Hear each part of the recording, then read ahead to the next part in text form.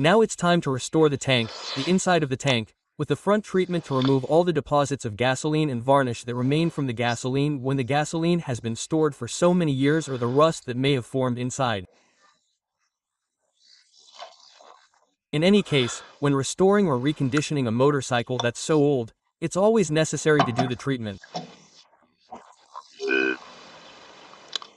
So, let's first remove the gas cap, then we remove the entire fuel gauge and so on to decontaminate it first with degreaser so that there's no fuel left, and then we do the front treatment. It takes about 4 or 5 hours or so to do all this treatment. In this case, how is it? Do you see? I mean, on the outside everything is wonderful, but on the inside it has all the deposits that need to be treated. Then it looks great. Well, look, this is a bit of the position of the fuel gauge. Let's also remove the fuel tap, and that's it. This is what the fuel gauge looks like when it's installed. Let's remove it. It's the rust issue in the tank. I've already done the treatment. Look how it's turned out now. It's spotless. It's completely successful. So, now everything that needs to be done, such as adjusting the valves, cleaning the carburetors, and everything related to fuel, won't cause any problems. This has to be done. The material to do the anti-rust treatment usually costs between €35 and €55 approximately. And the hours of dedication for them are approximately 4 hours. First, the entire tank is cleaned well, then it's degreased, then everything has to be emptied, the fuel gauge, the cap, etc. have to be removed. Once it's thoroughly cleaned and degreased, all the caps have to be put back in. Apply the anti-rust treatment and let it work for about 36 to 48 hours, depending on the state of rust. Then, empty everything, clean it thoroughly again, to remove all the rust, and finally apply the emulsion. Work with the emulsion, empty the emulsion, and then uncover all the caps, the fuel gauge, and so on. In other words, putting the caps on and removing them has to be done several times during the process, which is why it is so tedious and time-consuming, about 4 hours, but it is essential if your classic motorcycle that you are going to buy does not have the anti-rust treatment, or you are very sure that it has no rust and you can see it clearly, or if you are not going to have problems, okay? You also cannot overdo the rust treatment time. Leave it for 48, 72 hours or more, because in the end it can damage the material and pores will start to appear in the tank. So, you have to be good at it not to overdo it. Okay, it will be spotless. All that's left is the emulsion. I'm going to apply the emulsion. Let the emulsion work, empty everything again, that is, put all the caps back in, empty everything again, let it dry for 2 or 3 days and that's it. Do you see? This is what I mean. You have to remove it, put the aerator in, screw it on. You have to undo this, put it back in, this too. That is quite a lot. It's not at all difficult, but it is quite laborious. Now I'm closing everything back up to apply the emulsion, shake it well, let the emulsion work, and then you have to remove everything again to get the emulsion out. Well, friends, I'm almost done with the blue model ZZR1100. I have practically nothing left. You remember that I made a video about the whole issue of internal tank protection, reconditioning, the emulsion to prevent it from lasting for many years and so on. And now we have the part that almost no one does, but it's essential, and that's changing the rubbers on the tank. Here we have 2 filters that have 2 rubbers. For now, I've put these on temporarily, so I can test the bike, but of course, this is too big and it would have been impossible to make it any thinner because otherwise it wouldn't turn properly and the fuel wouldn't flow. So, it took me 15 days to get them, but they've arrived. So, we have 2 rubbers that aren't the same. One, which is the biggest, is this one here. The biggest one is the one that goes behind. Do you see? Let's see. Wait, I'm going to take it out so you can see it, but I'll put the part number here in case you need it. 92190 GU 1426. As you can see, I'm taking it out. It's an original Kawasaki spare part. This is the big one, okay? And now here's the small one. The small one, the big one, is the one that goes behind the tank. The small one is the one that goes further forward, which is this one here. They are similar, but they are not the same. Do you see that one is bigger and the other is a little smaller? The small one, The reference is 921901424, which we are going to put on now. And finally, the other very important rubber that must be done to carry out a perfect restoration of the motorcycle is the rubber of the fuel tap so that it does not have any type of leaks. That is done every so often, well I don't know, every 15 years, 20 years, I can't tell you. Depending on how the motorcycle has been stored, the rubber loses its properties and loses its hermeticity. Here we have it, let's see if you can see it. Let's see, but I'm going to take it out of here and tell you the reference. Just a second. Do you see? This is what the rubber of the fuel tap looks like and the reference is 4349 1091. Yes, you have to spend money. Yes, you have to go to Kawasaki itself, ask for it, and wait for them to take 15 days without them bringing it. The rest is a pain in the ass, but of course, the bike is now perfect so that it won't have any problems with fuel leaks or anything for another 20 or so years, okay? Or 30 years. Okay, let's go. I'm going to remove it. There's nothing else. I simply remove the clamps and put it back on. There's no trick to putting it on, there's no other position. Okay, it's like this because it wouldn't fit properly this way. That's it. Okay, this is as good as new, perfect. And this was the old one, which is absolutely hard and didn't do its job. I'll take out these clips and put it on.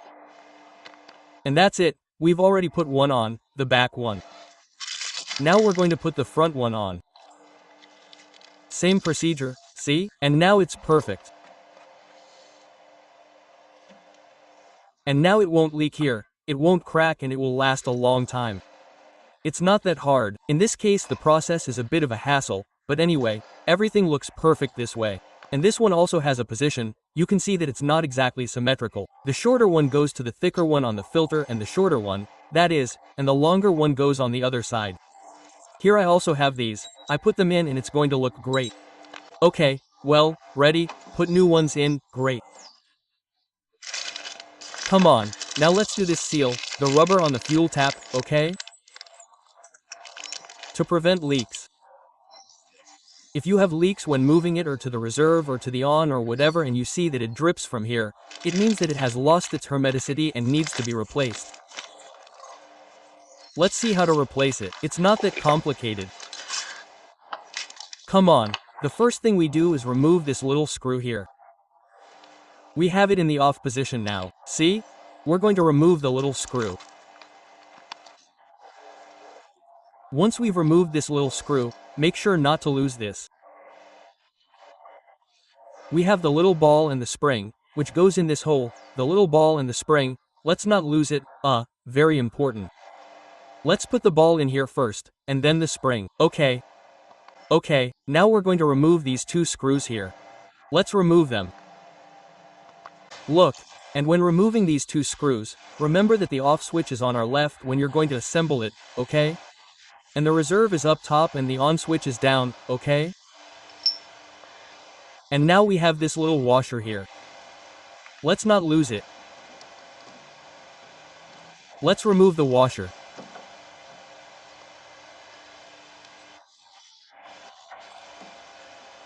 And now we have this one, which I think is going to be screwed on.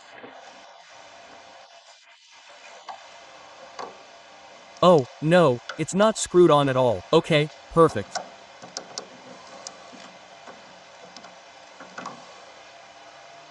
Okay, look at the mouth like this. Okay, this goes down here, okay? We have another O-ring here that we should change, okay?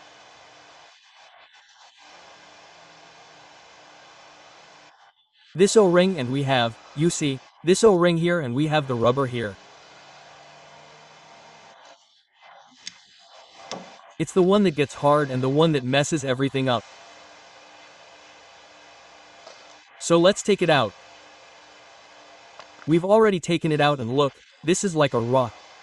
Since it's so hard, it no longer performs its hermetic function. And this one is all soft and fine. Okay, remember 4349 minus 19. Let's take it out and put it in. Here's the new one. Let's put it in. There's nothing else. And now let's put the rest of the things in. Okay, perfect. The washer has been reconditioned with IW40 metal wool. Let's put it in its place, okay? And now let's put the rest of the elements in. Well, we've put the 2 screws in here and now very carefully we've turned it without losing the spring and the little hole, okay? And the little circle, okay? Let's put this little screw in. Do you see? The spring is working. Let's put this screw in now and that's it. Let's check that it turns well from the off position to the on position and from the off position to the reserve position. Perfect. And there it is in the off position. Ready. Well, there we have it. Now to mount the tank. Well, as you can see in this restoration of the blue ZZR1100, we've replaced all the rubbers. The fuel filler cap rubber, which is essential. Everything that has fuel, all the rubbers have to be changed so that it lasts another 30 years, and it has to be done, no matter what. People don't do it and then they're wasting fuel all day long, and the bike doesn't run well. Everything gets stained with gasoline, the paint chips, a total disaster. Okay, let's go. Then the fuel filler cap rubber, the 2 rubbers here.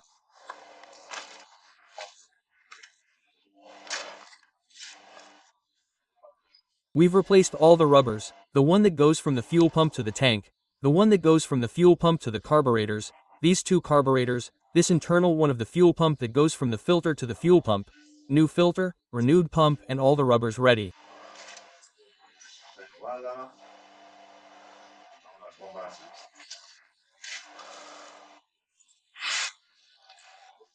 We've also changed the clutch cylinder rubbers, the brake pump rubbers, all the necessary rubbers.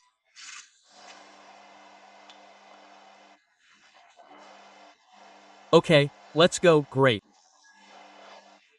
Okay, let's put the tank in now and test that the fuel tank works properly. Let's do it now.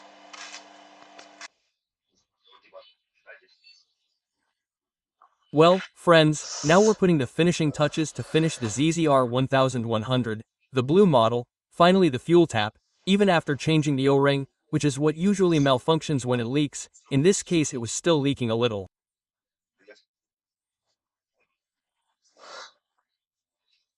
So I've read and that's because the fuel tap already has a little wear, and even if I change the O-ring from microns of a millimeter, it can still leak. So I won't complicate my life any further and I'll get a new fuel tap.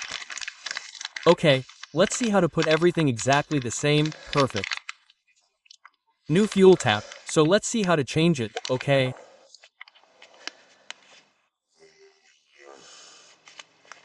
It's very simple. The first thing we have to do is take it out of here and put it directly in its container. And here we have it locked up. And by keeping it locked up like this, we can see that we barely lose any fuel during this transfer process. I'm finding it much easier. We take out the tank, place it this way so that the fuel doesn't overflow here and we can work with it without any problems. Well, we remove the 2 connections, this one here which is the normal one and this one here which is the reserve one. And we remove these 2 screws and put the new one in. There's nothing else. Well, we've already removed the old one here and here. This is the new one. We've already connected the on one and now the reserve one which is this one here. We put the 2 screws back in. Then when we put the tank in the fuel, we'll connect it to this one here which is the one that goes to the fuel pump. It's that easy. Okay, well, we've already put the reserve one here. We've put the one here which is the fuel pump and we're putting one of the screws in now. And now the other screw, and it's that easy, this one doesn't have anything else. I think it's the easiest way to change the fuel tap.